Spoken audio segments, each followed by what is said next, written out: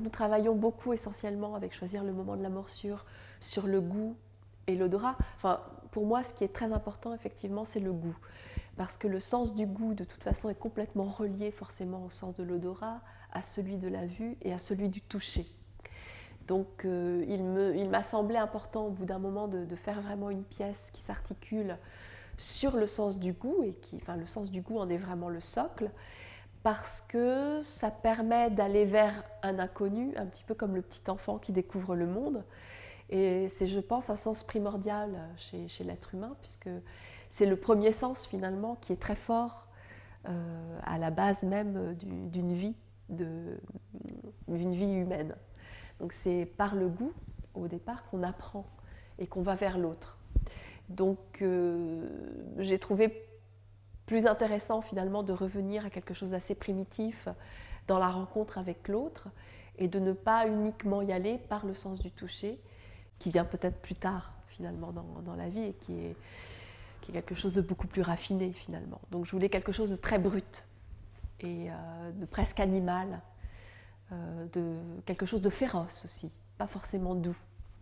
Du coup, c'est une écriture un petit peu différente par rapport à mon parcours, parce qu'elle est beaucoup plus resserrée, elle est beaucoup plus déterministe.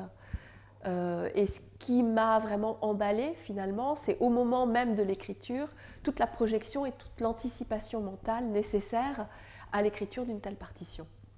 Donc effectivement, il y a 3 partitions qui se combinent et recombinent avec du matériel identique pour les 3. C'est extrêmement finalement composé de façon, je dirais, plus lisible que d'habitude dans mes chorégraphies. Les 3 interprètes sont amenés à se rencontrer dans un espace de proximité qui est peu habituel dans mon parcours, avec des contacts. Il y a toute une préparation nécessaire avant de danser Choisir le moment de la morsure, une préparation qui utilise pas mal d'exercices de yoga. On danse toujours avec ce sens raffiné, je dirais, du goût. Le corps même, la matière corporelle en est complètement changé. Il y a quelque chose de très animal, de très rond qui se dégage de nos corps. Quelque chose qui travaille beaucoup avec la saveur. C'est vraiment ce jus qui meut nos corps et qui aussi transforme nos visages, qui peuvent devenir effectivement assez féroces, ou qui nous amènent parfois aussi à mordre les unes et les autres, qui nous amènent aussi à nous griffer plutôt qu'à nous toucher.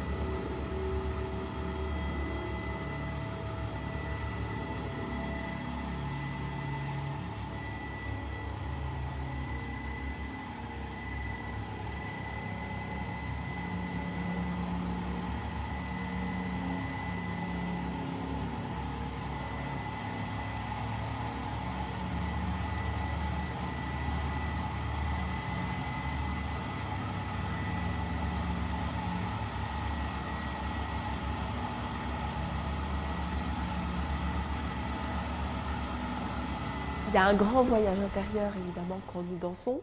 Je détourne un petit peu les techniques de yoga pour amener au contraire une tension dramatique à l'intérieur du corps, et faire en sorte que la danseuse, au contraire, traverse toutes ces tensions dramatiques et les rende visibles.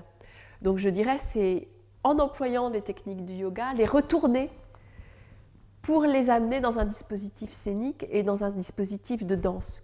Et des fois, effectivement, on pourra avoir l'impression, enfin dernièrement, mes expériences en dansant et en écoutant surtout l'univers musical de Casper Teplitz, qui vient, je crois, rajouter encore plus de tension dramatique à la danse, c'est d'avoir rencontré le cri d'un éléphant, d'avoir rencontré la colère d'un tigre, d'avoir rencontré, voilà, toutes ces tensions finalement qui viennent nourrir Choisir le moment de la morsure. Et pour moi, Choisir le moment de la morsure, c'est vraiment ça, c'est des cris, des plantes carnivores ou vraiment des cris d'animaux. C'est très sauvage. Le rapport musical entre Casper Teplitz, le compositeur, et mon univers chorégraphique est très intuitif. Je trouve que mon corps et que les corps de Déborah et de Cindy sont vraiment prolongés, effectivement, par ces cris. Je dirais que c'est une espèce d'appel sauvage.